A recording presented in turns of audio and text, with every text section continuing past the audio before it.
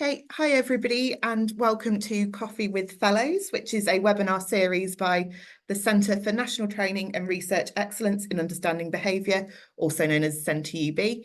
And today we'll be hearing from two of our research fellows.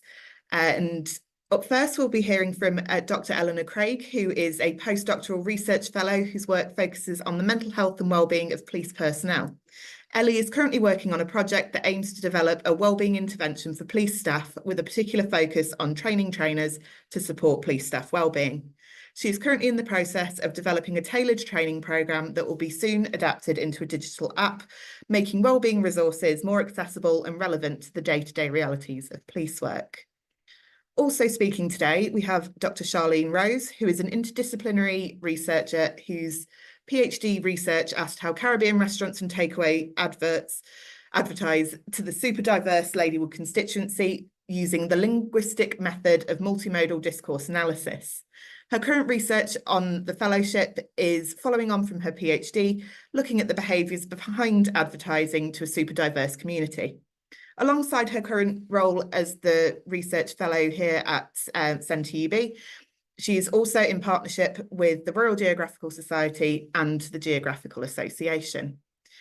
So with no further ado, I would like to hand over to Dr. Eleanor Craig, who will be speaking on her research about police force wellbeing today.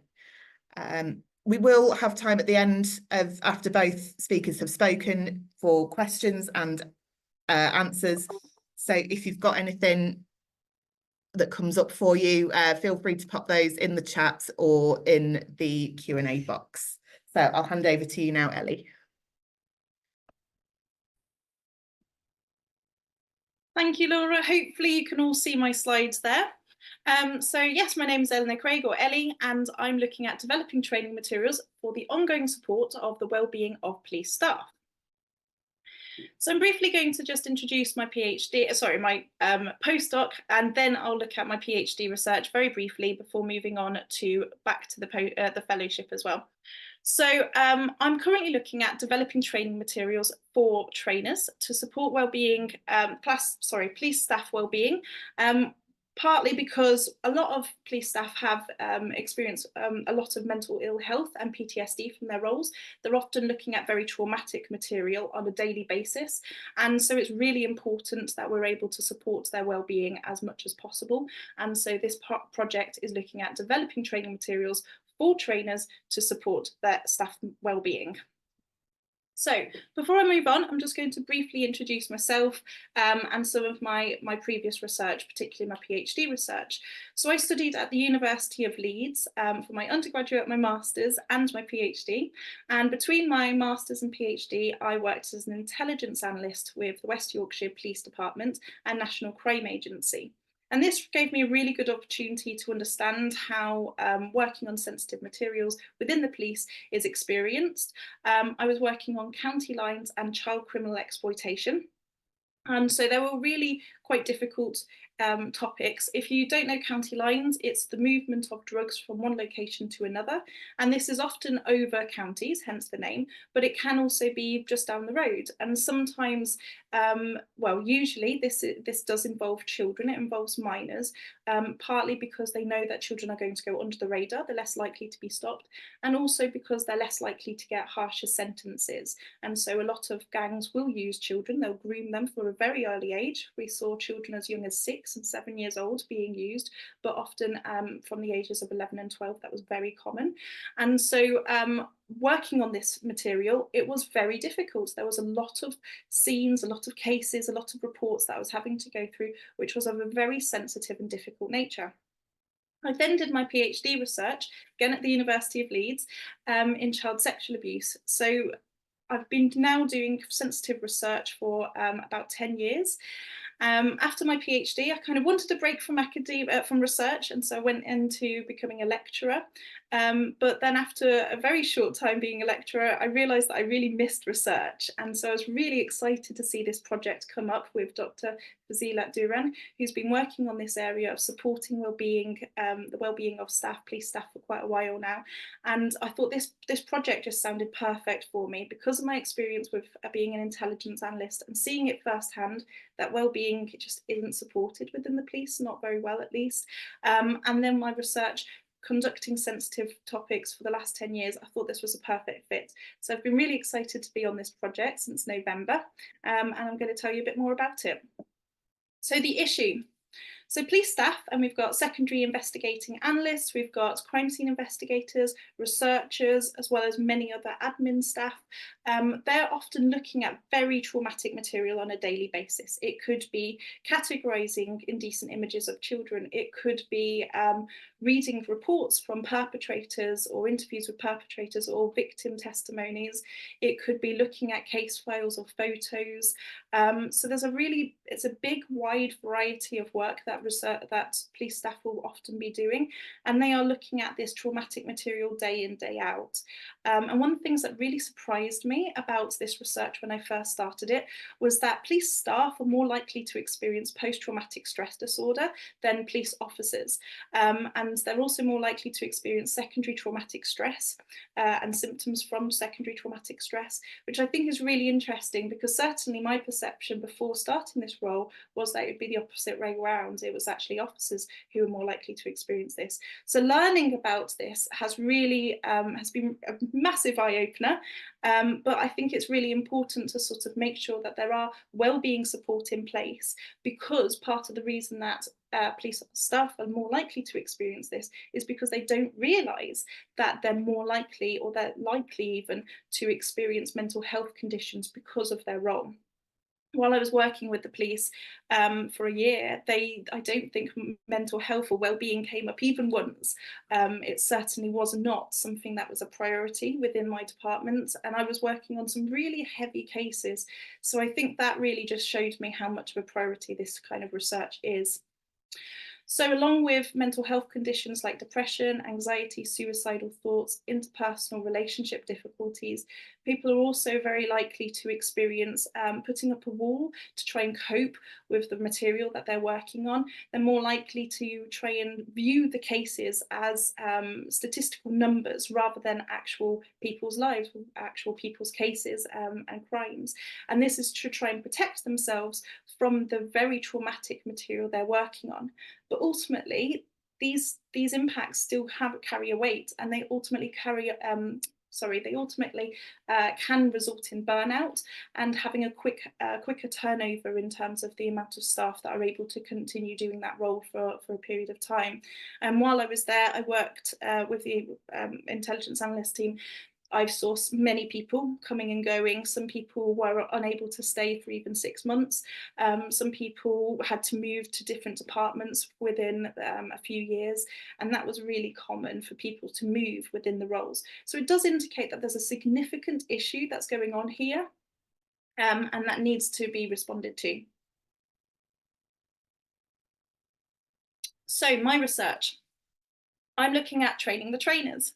And what this means is producing material for trainers to support the ongoing wellbeing of police staff. And this can be in the form of mental health awareness, resilience training, and also directing staff to support. When I've been speaking to police staff during interviews and focus groups, I've been quite surprised at how a lot of people just don't know where to start. And that completely makes sense because, as I'll go on to talk about in a second, there are so many interventions. So knowing where to start for yourself, but also if you're in a managerial position and you need to support your team's well-being, then it's almost impossible to know where to start, know which place to suggest people go, because the support is so varied. There's also a huge issue around consistency.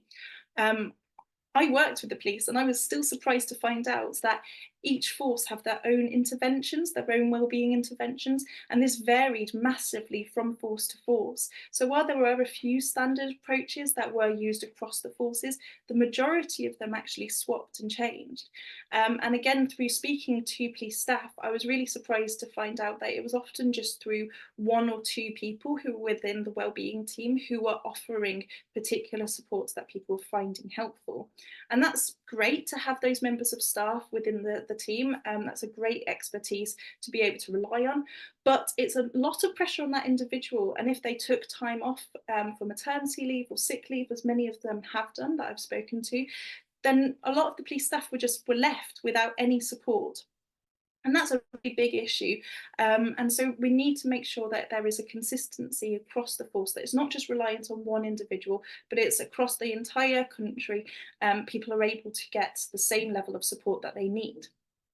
And so this is where training materials for trainers comes in.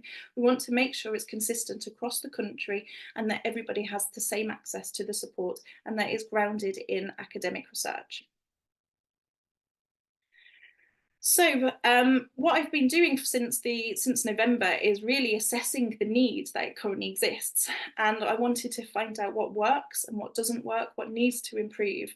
And I've done this by firstly conducting a narrative review, and I gathered all of the interventions that I could find, and I assessed them based on the themes and based on how they were being used, how accessible they were, and then I conducted some interviews and some focus groups with police staff to really understand how these interventions were being experienced. Did they enjoy them? Did they like them? Were they easy to access, or were there actual problems in even the accessing of them? And that's really given me a very good understanding of this particular area, especially coming in from it, not having done this as my PhD, but doing a very different topic for my PhD. It's been really useful at being able to immerse myself, fully embed myself in all of these interventions and the issues around them. So there's been a lot of reading, but it's been really, really interesting. Oh, how do I? There we go. So the interventions that I've identified, firstly, I think it's fascinating. There were 73 interventions. I think that's a huge number. And certainly I was not expecting to find that many interventions when I first started looking. And these are specifically wellbeing interventions. There were a lot more interventions out there for more broader stuff. But as I was focusing on wellbeing, there were 73 interventions for wellbeing. 6 of them were for officers, and they specifically talked about for being for officers, whereas only 3 of them specifically talked about for being for staff. And interestingly, I think when I first started looking at this, I thought, well, fantastic, 64 interventions which are able to be for both officers and staff.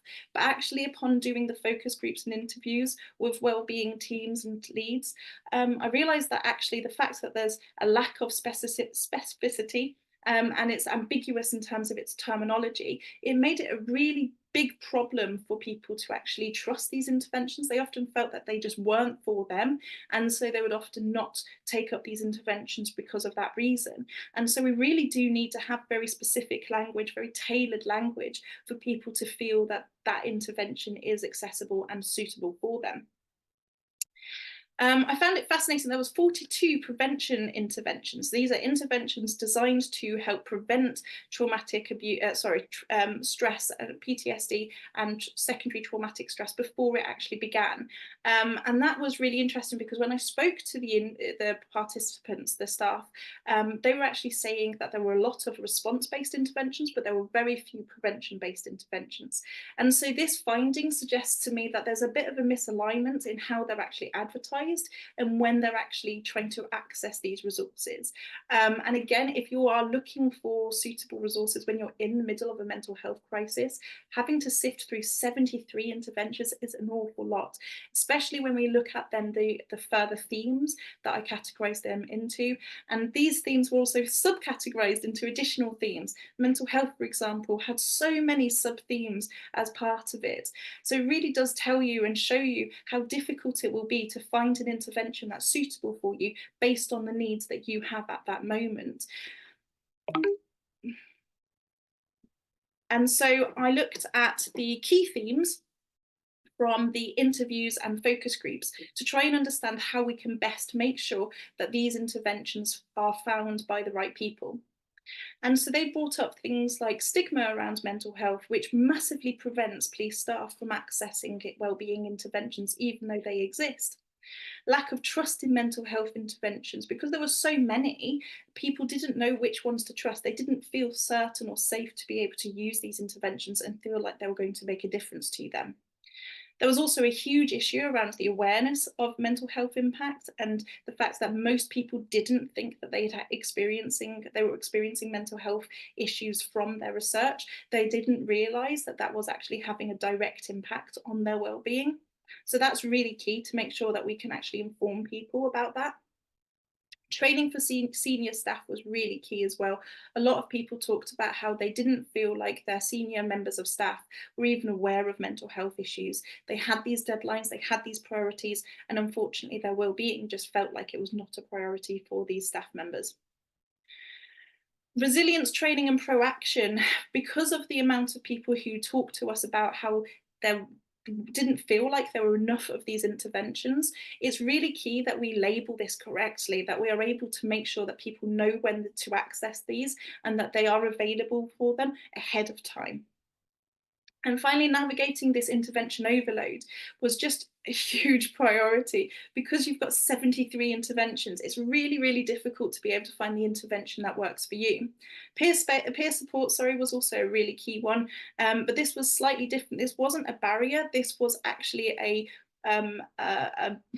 theme that was found really important to the police staff that I spoke to. They all talked about how this is a really crucial way of supporting their well-being, and they felt that there just structurally wasn't the space anymore to be able to have these important peer support communities. And I think what's really key here is all of these different themes can be massively embedded within structural changes. This is something that, yes, the individual might be able to go on to a training program and learn about mental health awareness. They might be able to challenge the stigma around mental health, even to the point of being able to access some interventions. But for us to see reasonable change and significant change, we need to see structural changes. So we need to see it coming from the top down and being implemented by senior management teams. So the point that I'm at now is developing these training materials. And at this point, I am bringing together all of the training materials and all the resources that I've found that people have been telling me work really well, they're really great. Perhaps they're not accessible, perhaps that's part of the issue, or perhaps that they just need to be more presented in a way that people will be able to find them easier. Instructional guides, case studies and activities. So really making sure that the trainers have all of the resources that they need to be able to best support the training and education of police staff around mental health. Excuse me.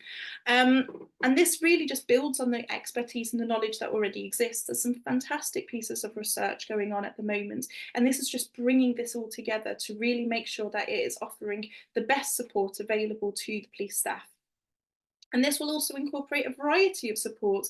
What we were finding through the interviews and focus groups is that different types of support is needed. Some people will want to have that peer communication, which is so important to them. And other people want to use something that is a bit more personal, a bit more something that they can go home and use and utilise themselves on an individual basis. So it's really key that we have this variety of support as well.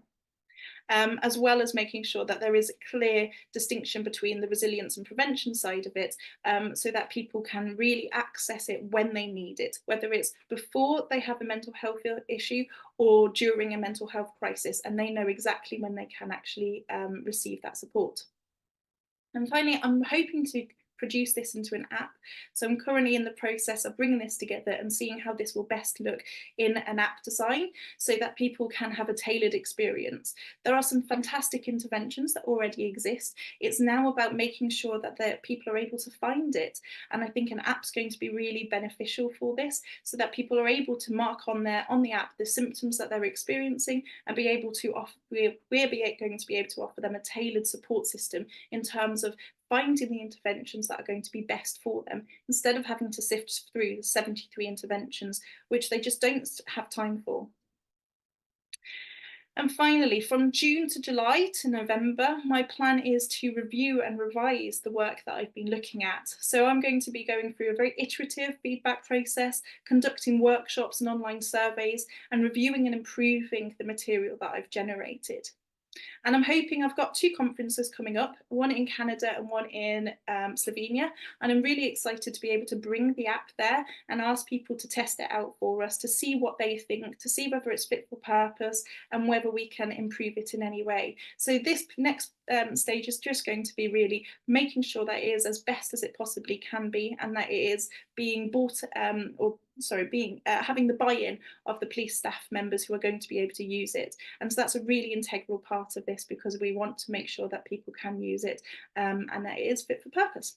So I'm going to leave it there, and I think we're doing questions later, so I will try and stop sharing my screen, but I think, Laura, you might need to kick me off if that's okay.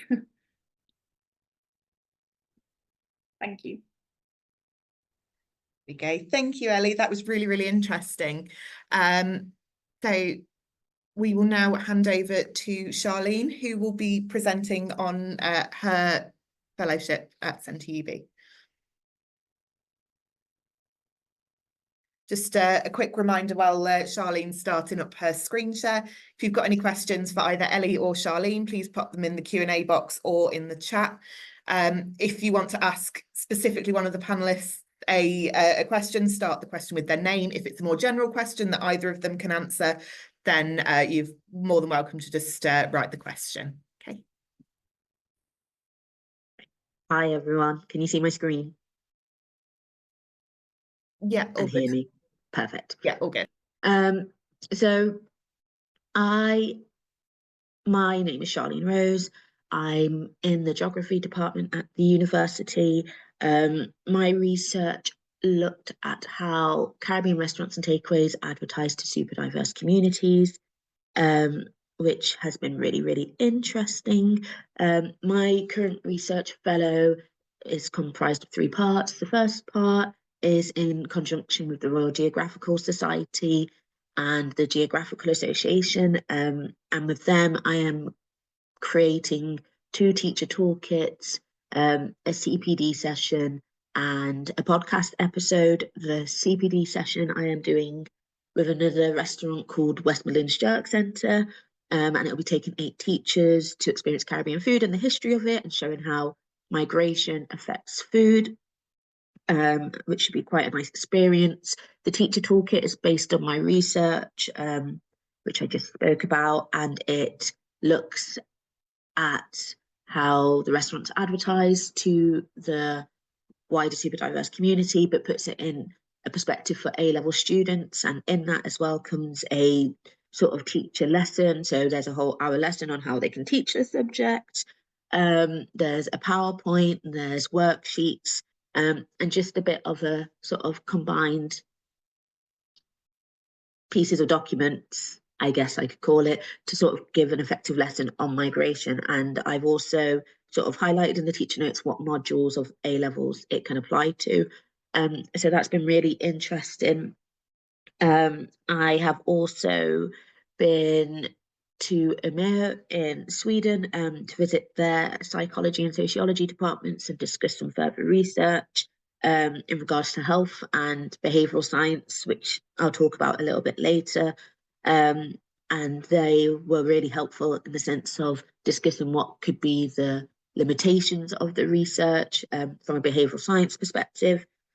And then I'm also getting the opportunity to go visit the psychology and sociology department alongside the geography department at University of West Indies in June. So the fellowship's been going really, really well. No complaints from me really. And then obviously through Centre UB, we've been doing the training as a behavioural scientist as well. And then I've just got ethical approval to carry on, well, further on my PhD research, which I'll talk to you about here now. So, who am I? I'm Dr. Charlene Rose. I did my BA in sociology at Birmingham City University. I think it's always interesting when people ask me what's the difference between Birmingham City University and University of Birmingham. I felt really, really at home at Birmingham City University, and I think it was the right place for me to start, partially because I'm not the best writer, and I did get a lot of help there. And even now, I'm still in contact with some of my lecturers and professors there. So I have really fond memories of it, and it's where I met my partner. So I did sociology. I really liked it, and then I sort of spent 2 years wondering what I'm doing with my life. So I went to Birkbeck, which was really good because they allow you to work alongside doing a degree. So it's nighttime courses. And I did applied linguistics and communication. It wasn't quite what I thought it was going to be, but I actually really enjoyed it, and it fed into my PhD. Really enjoyed the course. And then I did my PhD in human geography at University of Birmingham under Patricia Noxola and Melanie Griffiths, and they were both really, really good supervisors. And yeah, considering there's a lot of different elements to my PhD, so it was quite an interesting experience, but again, really enjoyed it. Probably would never do a PhD again, but it was good. And I think I'm glad I did it because I think the topic's important, especially as the world becomes more super diverse, whether people like it or not. So, who am I? So I was born here in Coventry in the United Kingdom. My mum's side of the family is from Antigua and Barbuda. It's like a country of 90,000 people in the Caribbean. It's tiny. And my dad is from Jamaica. So there's quite an element of migration there already, which is quite interesting. My dad also was affected by the Windrush scandal, so that sort of played a lot into my PhD as well. So yeah, there's lots of different elements to it, and I think it's quite interesting in a sense of Birmingham's got a very, very large Jamaican community.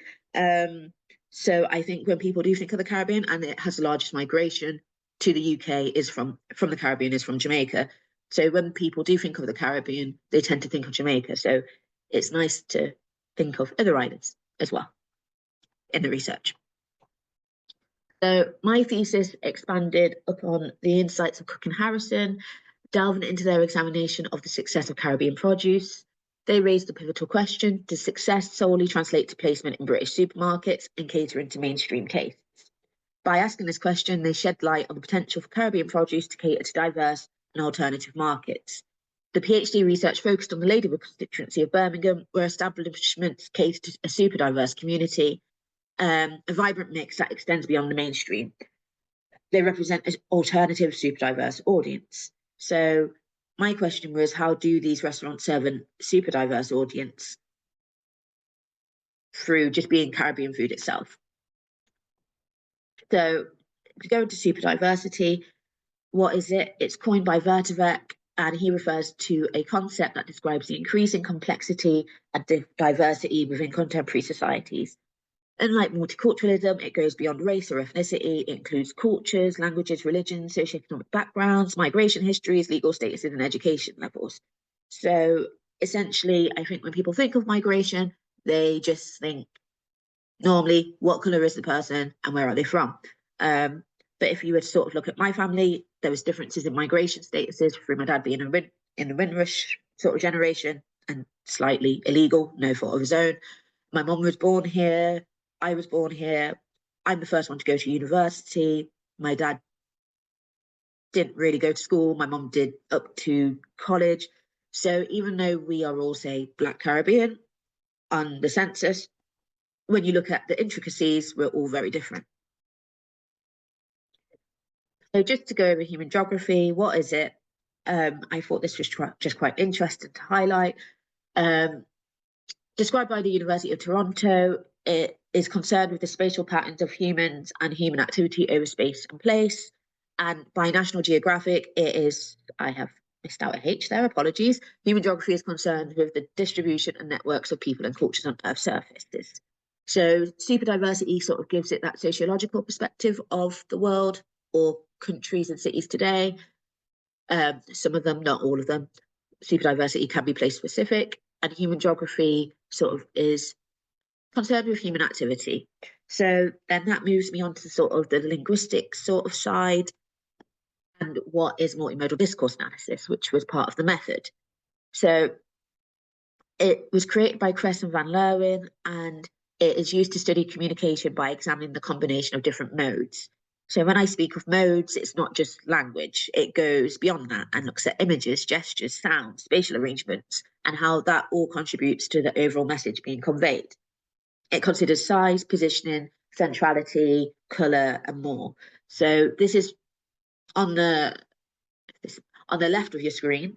That's one section of multimodal discourse analysis called the compositional meaning. There's 3 sections in total, and you can see if something's marginal, it's unimportant. If it's central, it's important. If something's high, it's ideal. If it's low, it's real. So sort of looking at perceptions of how much you'd want it, I guess desirability. When I first started my PhD, I was in love with this concept. By the end of it, I really hated it.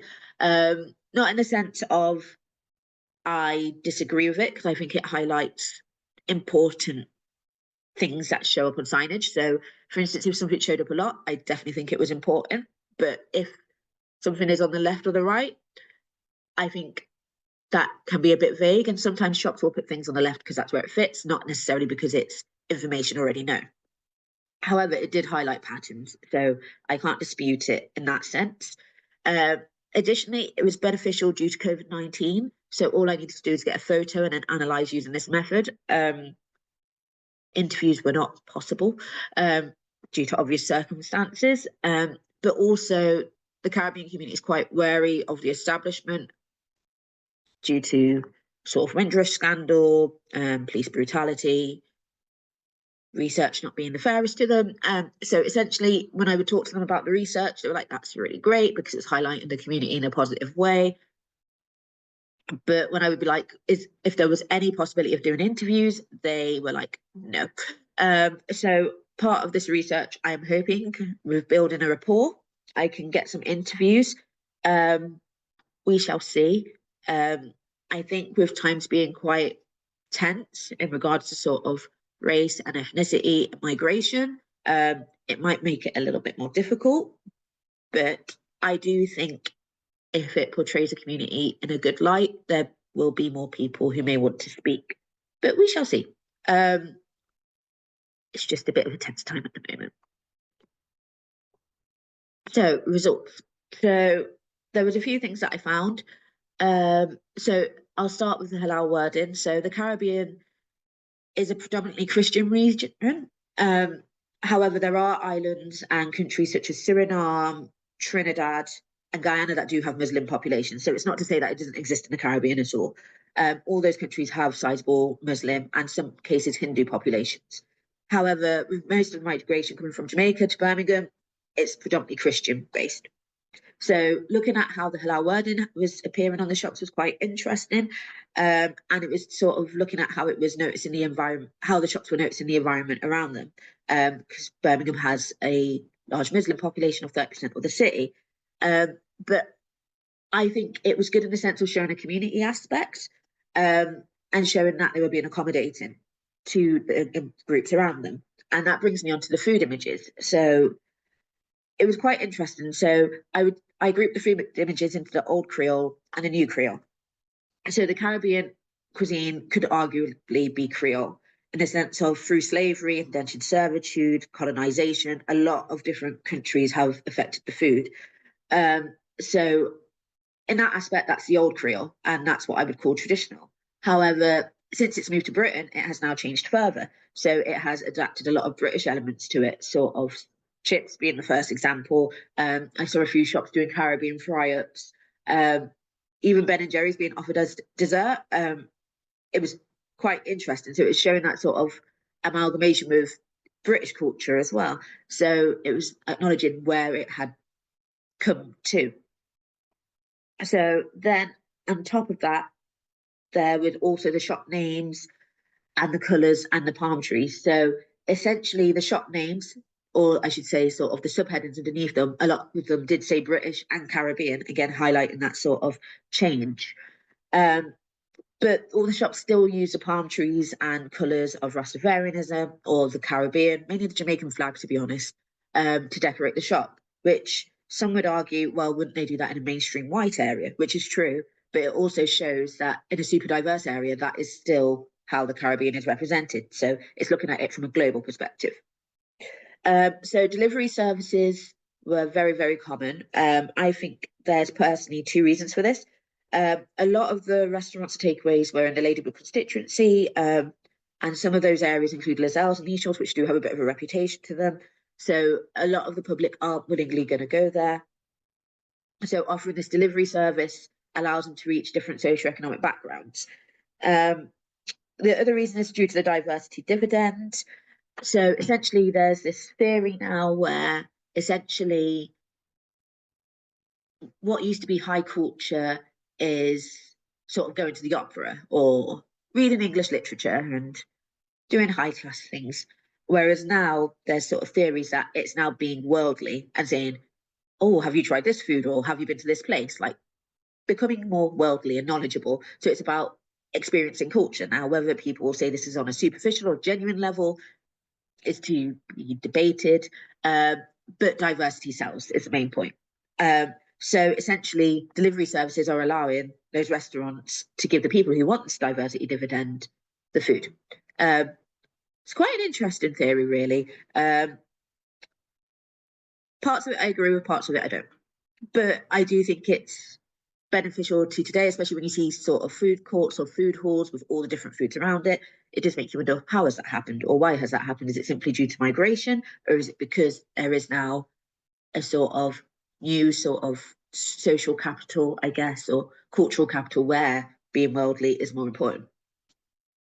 And then what we did is we plotted where all the restaurants were and where all these sort of symbols appeared. So essentially, I guess it was stating the obvious, but just confirming the obvious. So areas that had higher demographics of Muslims, the halal symbol appeared more. However, this didn't mean that the restaurants didn't offer it if it didn't show. So essentially, if you went onto their website, it would say it would still offer halal food, but being in those areas meant that they had to advertise that to ensure that they had the customer base. And then again, with delivery symbols as well, they were more in the outer areas of the city centre. So when it came to the city centre, they didn't have them or very limited. But when you started going into the areas that would be deemed more suburban, I guess, that's when they started to appear. So, more results. So the results show restaurants and takeaways are diversifying to appeal to a super diverse audience. Branding was key with large palm trees in logos and bold colour schemes. Delivery, halal and food images were secondary, often smaller and marginal. The Caribbean aesthetic remained central, with targeting a super diverse market, primarily through religion, age and socioeconomic status coming afterwards. It also showed the cuisine further creolizing, blending traditional Caribbean foods with British and American foods, whilst incorporating religious elements unfamiliar to the region. So some would argue that the food being traditional? And there's also this sort of argument of if it's authentic or not.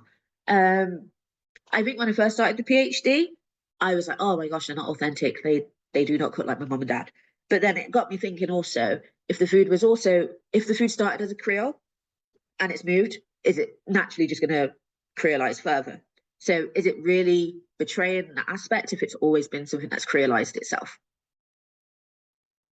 So why combine all these different topics of geography and linguistics and super diversity?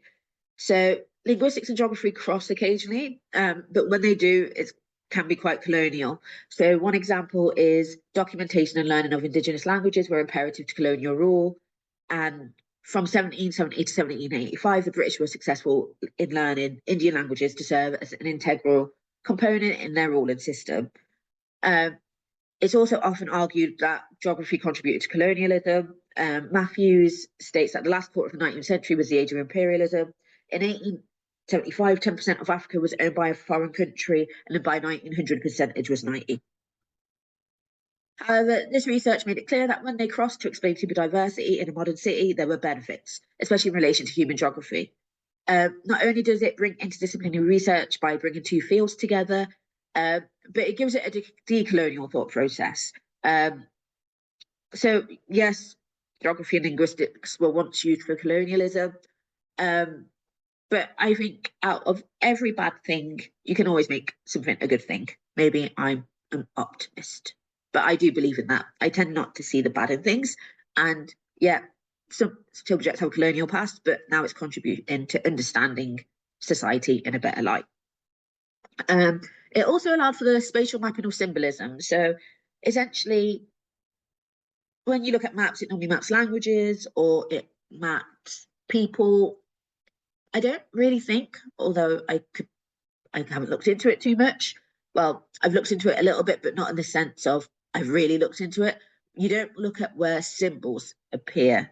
And I think that's important because not everything is about, again, where a person is from or the language they speak. I think super diversity is important for geography. Demographics is no longer about ethnicity or nationality. Migration has brought different religions and languages, affecting factors such as education, employment, skills, and socioeconomic statuses, which challenge traditional geography and require further analysis. Furthermore, cities are shaped by the citizens within them, which can lead to changing landscapes and impact on urban spaces, especially if the population is super diverse. Changing populations can lead to gentrification, segregation, or integration. However, there is normally a change of some sort, and when this impacts the landscape, it impacts the field of geography, both physical and human. Additionally, it helps remove oversimplified stereotypes of immigrants. Super diversity acknowledges internal difference between different groups. So why linguistics and super diversity? The linguistic method of multimodal discourse analysis allowed for an examination of the material nature of signage, an understudied area of super diversity. Showing how signage serves as a vital tool in attracting a super diverse audience deepens the understanding of Caribbean cultural practices, and it shows the complexities of advertising in a super diverse area such as the Ladywood constituency. So I think there's a triangularity between geography, linguistics, and sociology, more specifically super diversity. So how has being interdisciplinary benefited me? That's a big question. So I think I wouldn't say that everyone else who does one subject's narrow-minded, but I do think it makes me a bit more open-minded to certain theories. And also, I adapt a bit more. I would say that a little bit. But I think it's good to be knowledgeable in other subjects because I think especially sort of say, if you look at healthcare, for example, which I'll talk a little bit about in a minute, I think there is, if you look at it purely from a medical perspective, you're going to miss things out, sort of your socioeconomic factors or cultural factors that may actually have a bigger implication than you think. So, for instance, one thing that I'm sort of looking at the moment is kidney health and how it's communicated. And I've contacted a nephrologist at the university, and we're working on something together. And she was saying how it's good to have a sort of geographical sort of perspective or a sociological sort of perspective, because essentially there's things that people miss when they're just in one field. So we've been sort of looking at how it's communicated within different groups, these different issues, specifically salt and kidney care, or kidney health. And I've also been working with the charity Kidney Care UK in relation to their Caribbean magazine. And we're holding a launch for it at the university. But again, sort of bringing a different perspective, geographical, I guess, has sort of widened their perspectives and sort of clarified things that they wouldn't have necessarily thought about. So, for instance, it's myself who's looking at the Caribbean side of the magazine, and we've got two dietitians, one from East Africa, Malawi, and another who's from West Africa, Nigeria. And I think sometimes when people look at things, they might think, oh, the cuisines are similar, but the cuisines are very different. So sort of broadening that knowledge helps because one, it removes stereotypes, but also sort of notices differences between groups that would sort of be grouped as the same.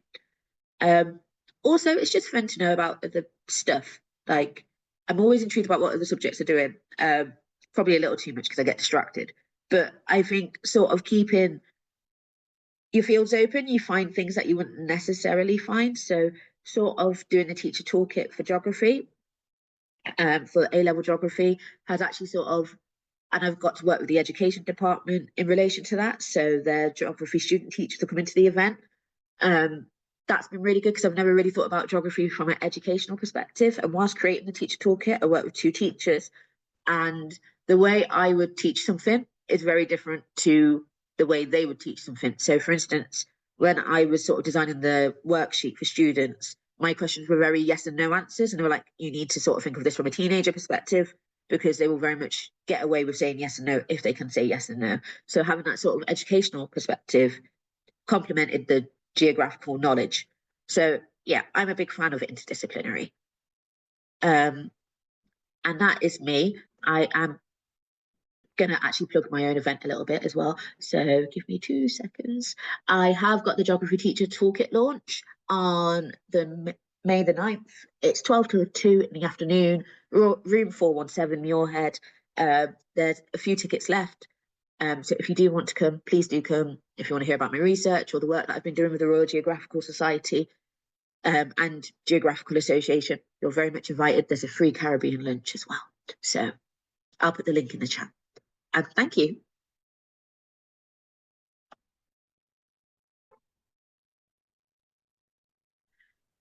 Thank you very much to both Charlene and Ellie for their presentations. Yeah, Charlene, if you wanted to just pop that link in the chat, you're more than welcome. We'll now move on to the Q&A.